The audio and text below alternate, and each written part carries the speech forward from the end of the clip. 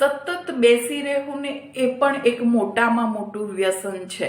Smoking drinking કરતાં પણ જો કોઈ ખતરનાક વ્યસન હોય ને તો એ છે તમારું સતત બેસી રહેવું.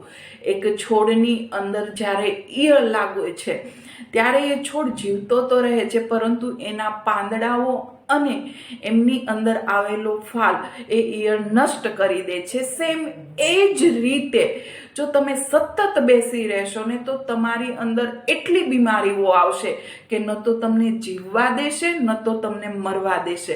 જો તમે સતત બેસી રહેતા હોય ને તો આજથી જ ચેતી જશો, કેમ કે આપણું જે શરીર છે ને એ બુદ્ધિ વાપરીને બનાવવામાં આવ્યું છે. વધારે પડતી બુદ્ધિનો ઉપયોગ કરીને આપણા શરીરને બનાવવામાં આવ્યું છે, નહીં કે સતત બેસી રહેવા માટે. તમારી જોબ એવી છે કે જ્યાં તમારે સતત બેસવું પડે છે, અથવા તો તમે હાઉસવાઈફ છો અથવા તો ઘરે તમારે કોઈ પણ કામ નથી, એટલા માટે કોઈ પણ હલનચલન કર્યા વગર તમે સતત બેસી રહો છો, તો અત્યારથી જ ચેતી જજો, નહીતર કેન્સર કરતાં પણ વધારે ખતરનાક રોગો તમારા શરીરની અંદર થવાની સંભાવના છે.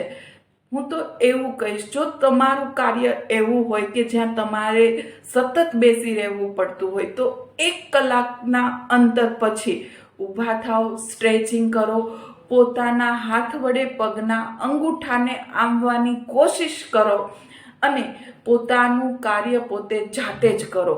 પાણીનો ગ્લાસ લેવા માટે એક રૂમમાંથી બીજા રૂમમાં જાઓ અને પોતાની જાતે જ પાણીનો ગ્લાસ લો. બીજાને કેવા કરતા પોતાના શરીરને બચાવવા માટે થઈને સતત ના બેસી રહો. અને સતત ના બેસવું ને એ પણ એક પ્રકારની તમારી જીત જ છે. તમે એક વ્યસન છોડી દીધું ને એ બરાબર જ છે.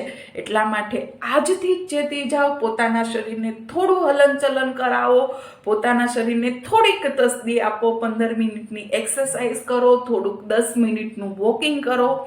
આટલું કરશો ને તો પણ અમુક રોગોથી તમે બચી શકશો. કોમલની વાતો કોમલ સાથે.